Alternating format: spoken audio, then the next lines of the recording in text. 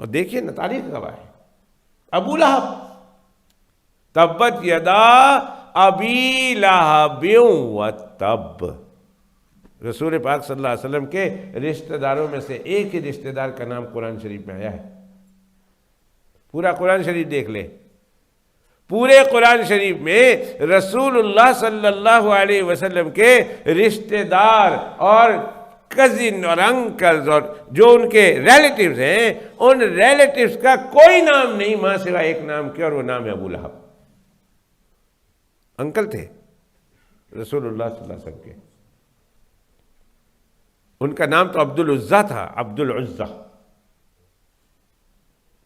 عزیٰ ان کا ایک بہت بڑا بت تھا، بت عزیٰ بہت بڑا بت تھا، اور اس بت کی طرف منسوب کر کے اس کو عبد العزیٰ بولتے تھے کہ یہ عزیٰ کا بندہ ہے، لیکن ان کا لقب تھا ابو لہب، اور وہ عبد العزیٰ کو کوئی نام سے نہیں جانتا تھا، سارے اسے ابو لہب کہتے تھے، یعنی father of flame, father of flame. Flame دیکھا ہوگا آپ نے، جب کوئلہ جلاتے تو کتنا سرخ ہوتا ہے، کتنا لال ہوتا ہے کوئلہ، فلیم۔ اور فادر آف فلیم، اس کا مطلب یہ ہے کہ وہ اتنا خوبصورت تھا ابو لہب، اتنا لال لال تھا، اتنا لال لال تھا کہ اس کے سامنے فلیم کی کوئی حیثیت نہیں ہوا کرتی تھی، دنیا کہتی تھی یہ فلیم ہے تو یہ فلیم کا باپ ہے، اتنا خوبصورت تھا، اتنا لال لال تھا، اتنا سرخ تھا، اتنا خوبصورت تھا۔ اور اس کے مقابلے میں حضرت بلال رضی اللہ تعالی عنہ حبشہ کے رہنے والے، ایتھوپیا کے رہنے والے، رنگ کے کالے ہیں، اور حال یہ ہے کہ خود سلیب تھے۔ بعض لوگ حضرت بلال رضی اللہ تعالیٰ عنہ کو جب ڈسکرائب کرتے ہیں نا، میں اس ڈسکرائب کو پسند نہیں کرتا۔ جب حبشہ کا بول دیا تو آپ کو حبشہ کے لوگوں کا حیثیت کا پتہ ہے، رنگ کے کالے ہوں گے، کیسے ہونٹ ہوں گے، کیسے ناک ہوگا، کیسے یہ ہوگا، کیسے وہ ہوگا، I don't like to describe۔ لیکن حضرت بلال رضی اللہ تعالیٰ عنہ حبشہ کے رہنے والے، حبشہ کے رہنے والے، قبول صورت،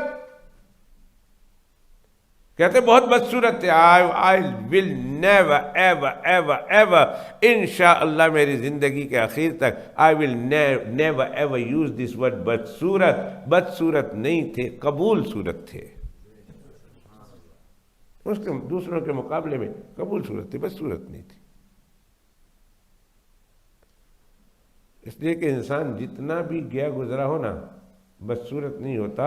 اللہ فرماتے ہیں لَقَدْ خَلَقْنَا الْإِنسَانَ فِي أَحْسَنِ تَقْوِيمٍ، ہم نے انسان کو بہترین اندازے میں پیدا کیا، جتنا خوبصورت میں نے انسان کو بنایا کائنات کی کوئی چیز نہیں بنائی ہے، کائنات کی کوئی چیز نہیں بنائی۔ ہارون الرشید زبیدہ کے ساتھ چھت پر تھا، ہارون الرشید عباسی حکومت کا، عباسی دور کا ایک بہت بڑا خلیفہ، بہت بڑا خلیفہ، ہارون الرشید بہت نیک انسان تھا۔ کچھ واقعات مجھے ہارون الرشید کی یاد آ رہے ہیں، لیکن I don't want to open that واقعہ، اس لیے کہ بھی ہم نے ذکر بھی کرنا ہے، پھر اس کے بعد ہم نے تراویح بھی پڑھنی ہے۔ تو ہارون الرشید اپنی بیگم زبیدہ کے ساتھ چھت پر تھا، اور نائٹ تھی، 14th نائٹ، فل مون نائٹ، فل مون آسمان پہ چمک رہا تھا، ساری طرف کالک ہی کالک، آسمان نے کالی چادر اوڑی ہوئی تھی، یوں سمجھو کالی چادر اوڑی ہوئی تھی، اور فل مون چمک رہا تھا۔ اس دور کی بات کر رہا ہوں۔ تو لوگ اپنے اپنے چھتوں پر ان راتوں میں اچھی انگلش میں کہتے ہیں romantic mood, romantic mood, not necessary right up to the last stage، لیکن رومانٹک موڈ، نیا کپل بھی ہو، وہ خوبصورت ہو، رومانٹک موڈ کے لیے اوپر بیٹھے ہوئے تھے۔ تو ایک شخص اپنی بیوی کے ساتھ بیٹھا ہوا تھا، تو اس کی بیوی اس کو کچھ بول پڑی، دیکھو کتنا خوبصورت چاند ہے، کاش مینو بھی ہو جیا کوئی لبدا، اپنے جڑے نو نے آنکھ سڑیا، کتنا برائٹ ہے، کتنا خوبصورت ہے، کاش مینو بھی ہو جیا کوئی جنا لبدا تو میرا کام بن جانا سی، میں بھی خوش ہونا سی۔ انہیں کہا میں اس کی بھی چنگا، میں اس کی بھی چنگا۔ انہوں نے کہا تو ہو ہی نہیں سکتا اس کی چنگا۔ انہوں نے کہا میں اس کی بھی چنگا۔ انہوں نے کہا میں ہو ہی نہیں سکتا چنگا، تو اپنا رنگ ویک تے اپنا بوتھا ویک۔ انہیں انجی آکھیا ہوئے تھا نا، انہیں آکھیا ہوئے تھا بوتھا ویک تے رنگ ویک تے اے تک تو اے تک، تو کہندے میں چاند ورگا۔ انہیں کہا جی میں چاند ورگا نہیں تو تینوں طلاق۔ اس مرد نے غصے میں آ کے کہا میں چاند تی سونا ہاں، جی میں چاند تی سونا نہیں تو تینوں طلاق۔ میری بڑی بےزتی کر چھڑی تسی، اتنی بےزتی کر چھڑی میری، میں سونا نہیں، میں سونا نہیں، جی میں اتنا سونا نہیں تینوں طلاق۔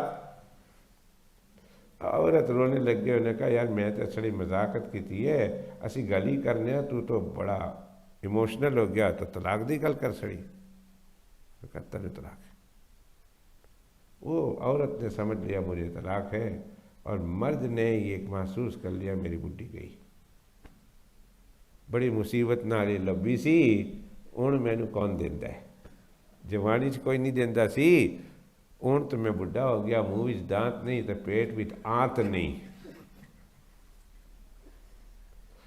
منہ میں دانت نہیں اور پیٹ میں آنت نہیں، اس عمر میں جب کہ کلا زندگی کیسے گزاروں گا میں، لہذا اب میری بڈھی گئی، انہیں رونا، انہیں اپنے پاسے رونا شروع کیا، انہیں اپنے پاسے رونا شروع کیا۔ I was just joking and you in full mood and you took serious and you gave me طلاق۔ وہ عورت نے رونا شروع کر دیا، اور مرد نے کہا تم نے مجھے زیادہ تپا دیا تھا، اس لیے I become emotional and I said what I've said۔ او یا اللہ، صبح ہوئی نا، مسجد گیا، اور اکھاں سجیا سن اس بندے دی، لال لال سن، راتی سوئے کوئی نہیں سن۔ مولوی صاحب نے ویکھیا السلام علیکم، وعلیکم السلام، بھائی تو ٹھیک تو ہے نا؟ انہیں آخیا ٹھیک تو نہیں ہاں۔ انہیں آخیا گل کر کے ہے؟ انہیں آخیا راتی ساڈے نال اے مسئلہ ہو گیا، راتی ساڈے نال اے کاروائی میں پا چھڑی ہے گھر وچ، تو گھر وچ اے مسئلہ ہو گیا، اسی رومانٹک موڈ وچ ہے تو ساڈے گھر وچ نہ تو فائر ہی لگ گیا، کیا کریں؟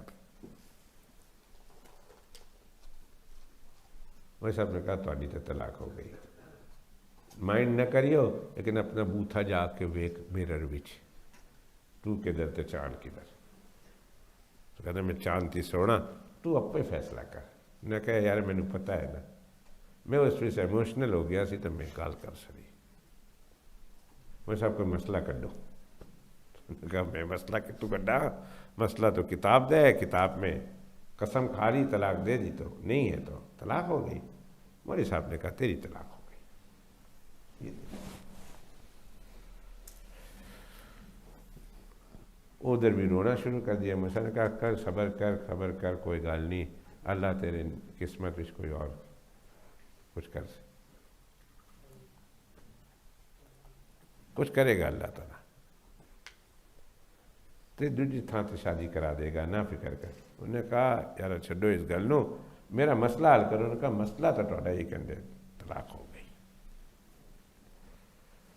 انہیں اس مولوی صاحب کے پیچھے نماز پڑھنی چھڑ دیتی، نہ کر لو جی۔ مولوی صاحب نے سیدھا کڈ ماریا میرے تے فتویٰ، میں دے پیچھے نماز نہیں پڑھوں گا۔ اس نے دوسری مسجد جانا شروع کر دیا۔ انہوں نے آخیا دوسرا بندہ، اوپرا بندہ آیا، انہوں نے کہا تو ٹھیک ہے کتنے ہیں؟ کہ انہوں نے کہا مولوی صاحب ایک مسئلہ پوچھنا ہے۔ انہوں نے کہا تیری بھی طلاق ہو گئی۔ انہیں وہ مسجد چھڑ کے تیسری مسجد ٹر گیا۔ شہر میں رہتا تھا، بڑی مسجدیں تھیں، 2-4 مسجدیں بدلی، کچھ نہیں پڑھا۔ پھر اپنے محلے دی مسجد جانا شروع کیا۔ مولوی صاحب نے کہا یار کتنے ٹر گیا سی؟ انہوں نے کہا سچی گل دساں؟ کہا دسو۔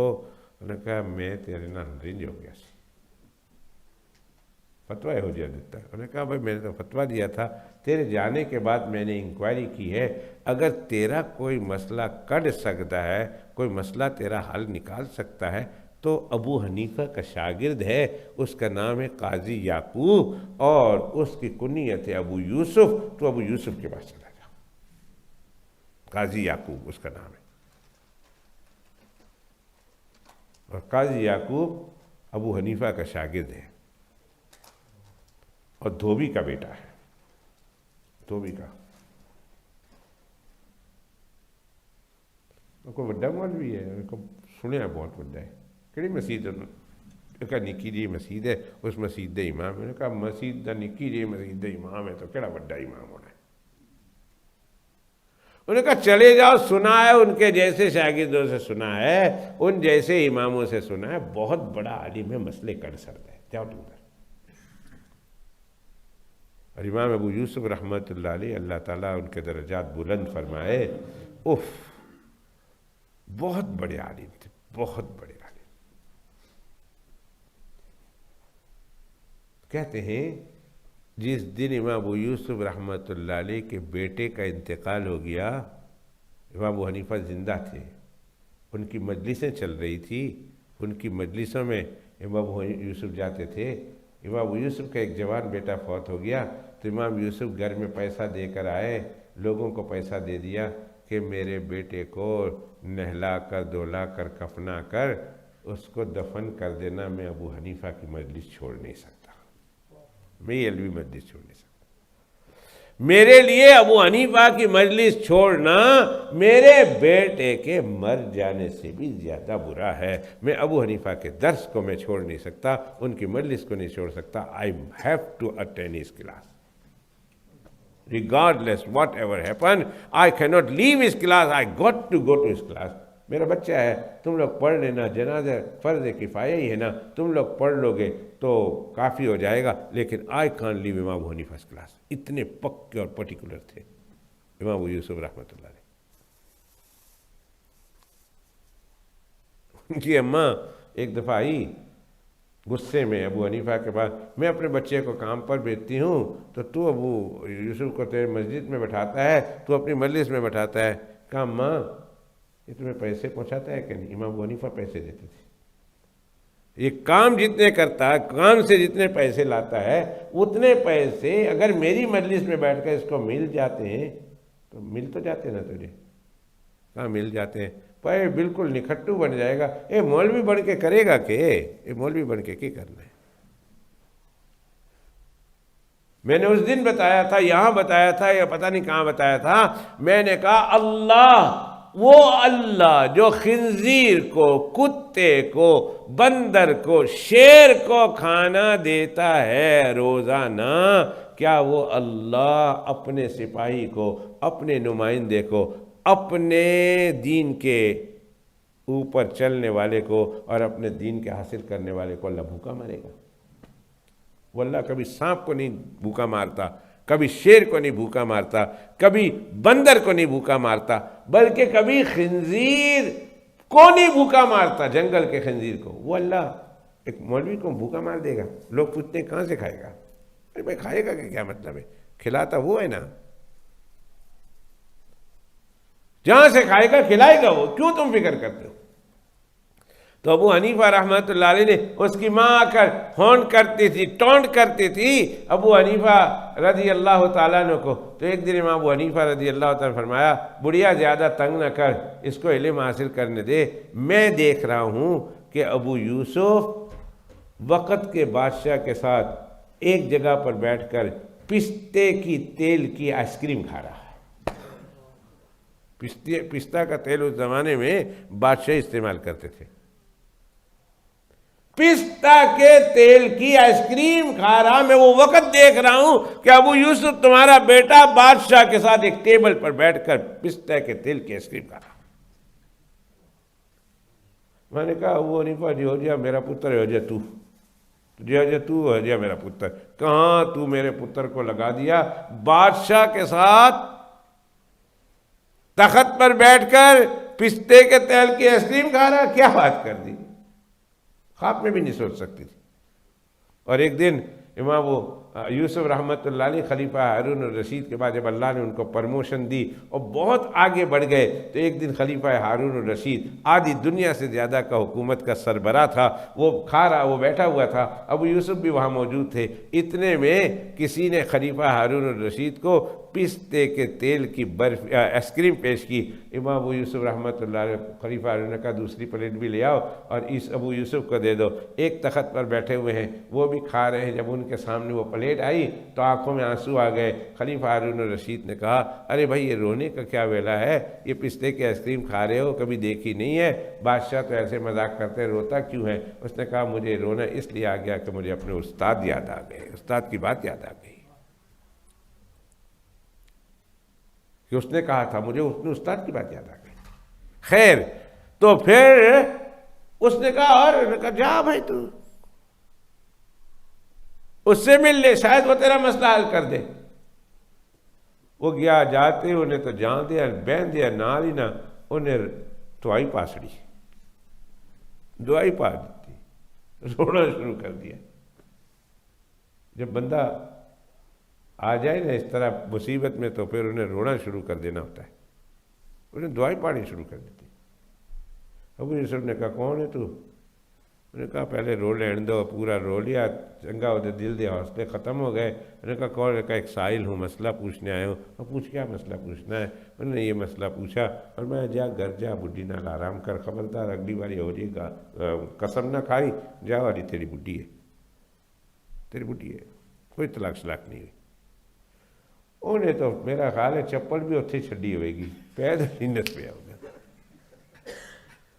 میرا خیال ہے، میں اپنا خیال دسنا، انہیں چپل وپل سب کچھ اٹھے جھڑ کے تو نس پیا، گھر جا کے بڈھی نال لپٹ گیا۔ اس نے کہا غرما لیے امام ابو حنیفہ نے کے شاگرد نے اجازت دی، والی میری بیوی ہے۔ انہوں نے کہا کہ انہوں نے کہا سارے مولوی کہتے، سارے مولوی اس پاس ہے، انہوں نے کہا دوسرے نے پوچھ لو، انہوں نے کہا چھڑو سارے نے یہ گل سنو، یہ جی سنو، انہیں ساری ملاقات کرا سڑی۔ کبھی کام کی باتیں آتے نا، بھی کہتے ہیں اس مولوی نے چھڈو، یہ جی سنو، وہ ایک مائی ٹیپ ہے اسی، یہ لطیفہ سنو، ایک مائی ٹیپ ہے، ایک عورت گر گئی راستہ چلتے، ساری دنیا جمع ہو گئی، کیا ہویا کیا ہویا کیا ہویا کیا؟ ایک بندہ آیا، انہوں نے کہا کیا ہویا؟ کہا ٹیپ ہے، دوسرے نے کہا ٹیپ، کسی نے کہا اس کو جو ہے نا پیراسیٹامول کھلاؤ، میں سن رہی، انہوں نے کہا ہسپتال لے جاؤ، اس کو خون چڑھانے کی ضرورت ہے، انہوں نے کہا انہوں نے کہا اس کا نبض چیک کرو، اس کو کیا کرنا ہے، اس نے کہا وہ فلاں کرو۔ ایک بندہ آیا، اس نے کہا نانا اس کو گھی والا پراٹھا کھلاؤ دودھ کے ساتھ، تو مائی سوتی سوتی کہتے اے دی گل سنو، تسی ساری گل چپ کرو، اے دی سنو، ایک کہندا پیا، ایک کیا بولتے اس کی سنو، ایک کہندا ہے انہوں گھی والا پراٹھا تو دودھ کھلاؤ، اے دی سنو، تسی اپنی بکواس بند کرو۔ وہ گھر گیا، اس نے کہا بھائی ابو حنیفہ کے شاگرد نے اجازت دے دی ہے، تسی میں تو mister and missus, still mister and missus ایسی، کوئی تو مس نہیں ہوئی، نہ تو ایم ایس ہوئی ہے نہ ایم آئی ڈبل ایس ہوئی ہے، دونوں طرح سے مس نہیں ہوئی، تو علی مسز ہی ہے میری۔ انہوں نے کہا نا نا نا نا، میں تو مولوی نہ بلاواں گی، انہوں نے کہا اس طرح گل نہیں مسئلہ پورا ہوندا۔ انہوں نے کہا وہ کون ہے ابو یوسف؟ سنے ہی نہیں سی اس بیوی نے، نا وہ دی ایک دی گل سن کے کہا چل نکال، کہا نا، دوسرے مولویوں کو بلایا، انہوں نے کہا بھائی، انہوں نے سب نے کہا کہ نہیں تیری بیوی تو نہیں رہ سکتی، کنے مسئلہ دیتا؟ انہوں نے کہا ابو یوسف نے۔ کہا اس طرح کرو، کل بادشاہ کے دربار میں مقدمہ جائے گا، ہم سب بھی وہاں ہوں گے، ابو یوسف کو بھی وہاں بلانا، اور بلانے کے بعد کہنا کہ بھئی تم نے بہت غلط مسئلہ بتایا ہے، بادشاہ کے دربار میں انصاف ہوگا، وہاں جا کے سارا مسئلہ ہوگا۔ پیغام دے دیا، ابو یوسف بھی آ گئے اور یہاں سے بہت سارے علماء آ گئے، مسئلہ بادشاہ کے دربار میں پیش ہوا، سارے علماء نے کہا طلاق ہو گئی۔ ابو یوسف کہتا ہے نہیں ہوئی۔ انہوں نے کہا کیوں نہیں ہوئی؟ دلیل بتاؤ۔ تو امام ابو یوسف رحمۃ اللہ فرمایا تسی قرآن پڑھے ہو؟ انہوں نے کہا بڑی پڑھے، عالم ماں تو تفسیر پڑھے آ تو تسی قرآن دی گل کر دیو، اسی تو تفسیر بھی پڑھے ہیں بلکہ لکھی ہے۔ انہوں نے کہا تم نے والتین پڑھا؟ انہوں نے کہا ابھی پڑھ کے سنا دیتے ہیں، پڑھا ہے۔ فرمایا پڑھو، والتین والزیتون وطور سینین وہذا البلد الامین لقد خلقنا الانسان فی احسن تقویم، سب سے بہتر انداز میں نے چاند بنایا، سورج بنایا، ستارے بنائے، پہاڑ بنائے، سمندر بنائے، گراس بنائے، بڑی بڑی چیزیں بنائی، جنت بنائی، لیکن اللہ فرماتے ہیں سب سے جتنا بہترین انداز میں انسان کو میں نے بنایا ہے اتنا بہترین انداز میں کسی کو نہیں بنایا۔ کہنے اللہ پاک کہنے یہ کون ہے؟ کھوتے کا پتر ہے یا انسان ہے؟ کون ہے یہ؟ کہ انسان ہے۔ انہوں نے کہا جب انسان ہے تو انسان کو اللہ نے ساری چیزوں سے بہتر بنایا، تو صرف سورج کی بات کر، چاند کی بات کر رہا ہوں، میں کہتا ہوں یہ تو سورج سے بھی زیادہ خوبصورت ہے۔ تو خیر کسی کو بدصورت مت کہو، ہو ہی نہیں سکتا۔ ہاں تمہاری صورت زیادہ اچھی ہے، اس کی صورت قبول صورت ہے، بدصورت نہیں ہے وہ۔ کس کو کس طرح بدصورت کہو گے؟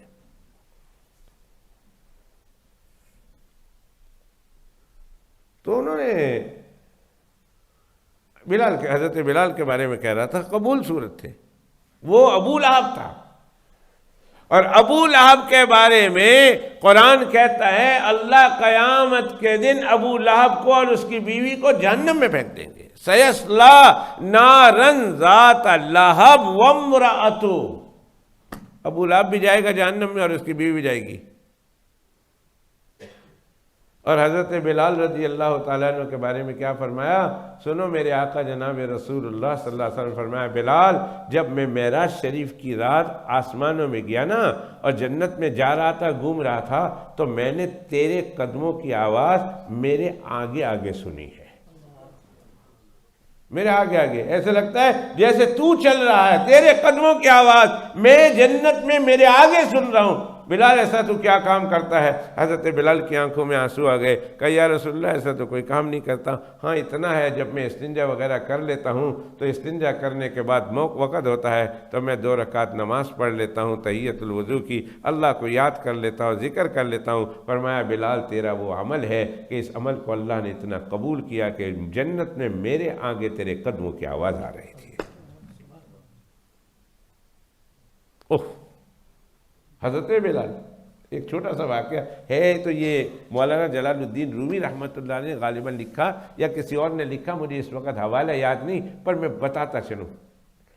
جب معراج شریف کی رات میں کہتے ہیں کہ جناب رسول اللہ صلی اللہ علیہ وسلم، اب حدیث ہے تو حدیث ہے، نہیں ہے تو انہوں نے مثال کے طور پر لکھا ہے کہ جناب رسول اللہ صلی اللہ علیہ وسلم سے ایک جنت کی ایک حور نے جو بہت خوبصورت تھی، بہت خوبصورت تھی، اس جنت کی حور نے کہا یا رسول اللہ صلی اللہ علیہ وسلم آپ سب کو کچھ نہ کچھ تحفہ دے کر جا رہے ہیں، میرے لیے بھی تو کوئی تحفہ دے دیجیے نا۔ اللہ کے پیغمبر علیہ الصلوۃ والسلام نے فرمایا تیرا تحفہ میرا بلال ہے۔